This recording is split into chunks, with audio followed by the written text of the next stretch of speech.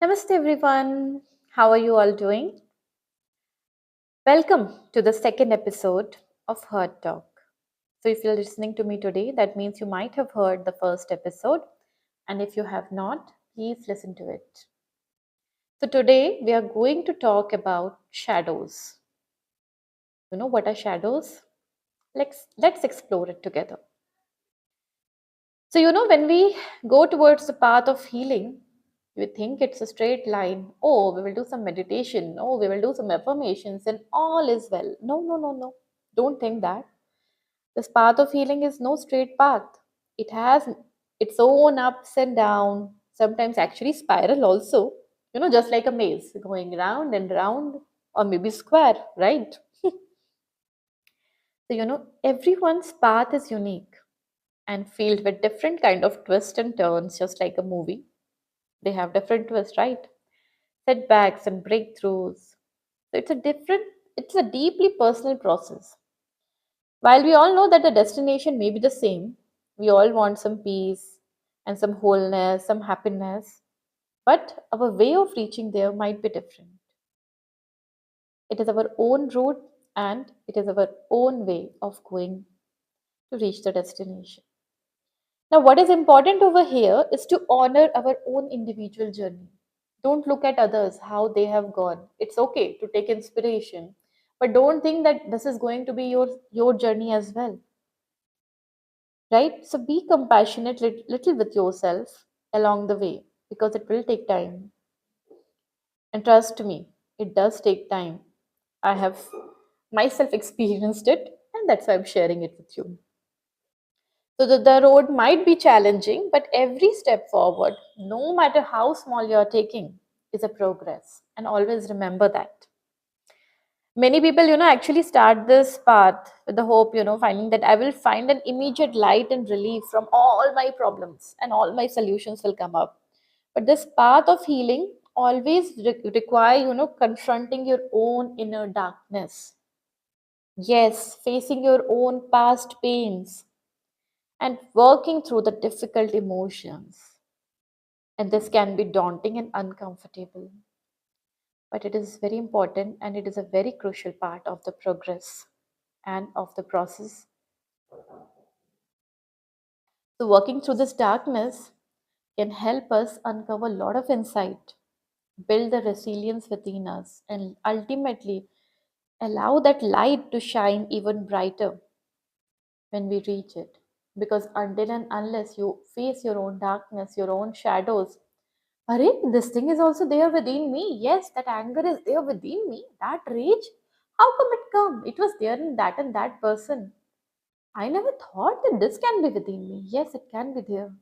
That's your darkness.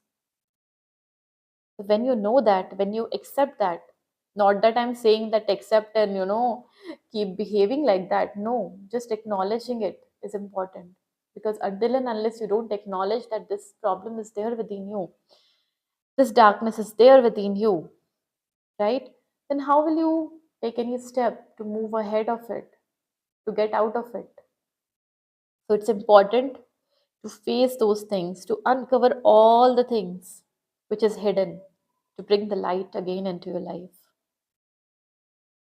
It's similar, like just that if there is no darkness, how will we know that there is a candle in a dark room? How will you light the candle? It's because of the candle's light, you're able to see even a dark room. So, alone a candle, look at it, how powerful it is that it can lit the entire room and show us the path. So, it is through that darkness, the light within you, which will show you the path. But at least you have to start accepting it.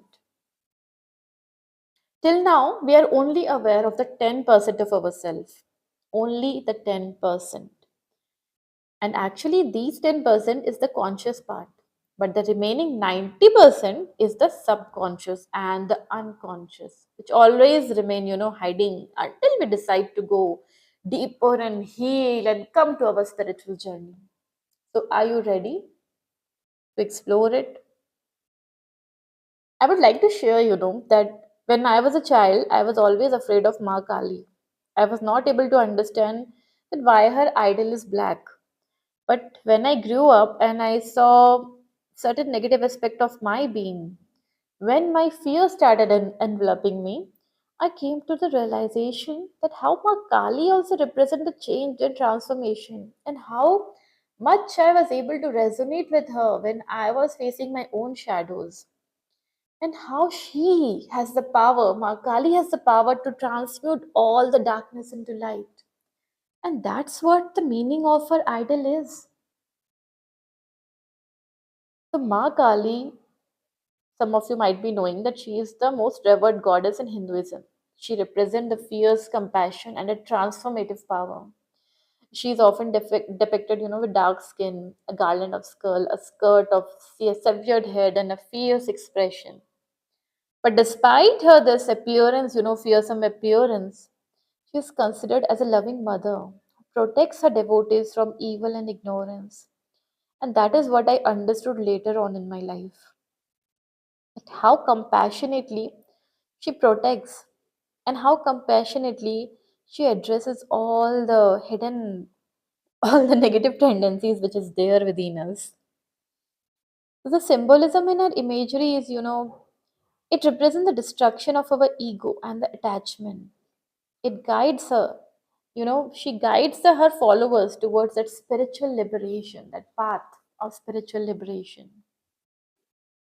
Maybe this is the reason that even Ramakrishna Paramhans was able to see that divinely mother figure, mother of everyone in Ma Kali, and how she helps a devotee with her warmth and unconditional love and provide the protection.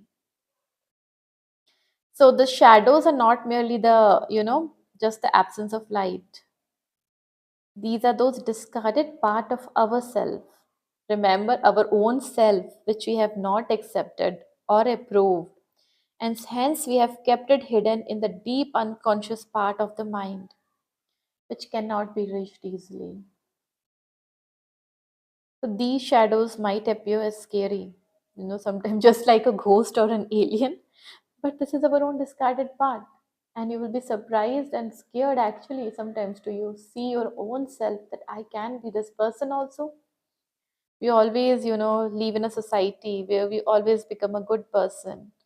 And we carry a mask, always a mask, and pretend to be something else. Right? In society, we pretend to be something else. In job, we are pretending to be something else. When we are meeting our friends, we are pretending every time. But who are we really? Even we don't know. Now, these shadows which I was talking about, it can come from our past life also. So nobody can guess how many shadows we have formed. These shadows can manifest in the form maybe of an anger or sadness, grief, rage, or even more. Anything. Your loneliness can also be your shadow. So, are you able to accept your own self? Ask yourself this. Are you able to hold that discarded part of yourself again? Or will you keep hidden even from yourself? One thing is there for sure, see, that the more you're running, that the more you're going to run from it, the more the shadows will follow you. Now it is up to you to decide whether you want to run away from them or stay right there and look at it. I'm not saying to go deep into it, but accept, accepting it is the key. When you accept it, it is there, you are able to reach that point that yes, these are my shadows. Okay, now you have come to light. Now it's time, for the light to shine in.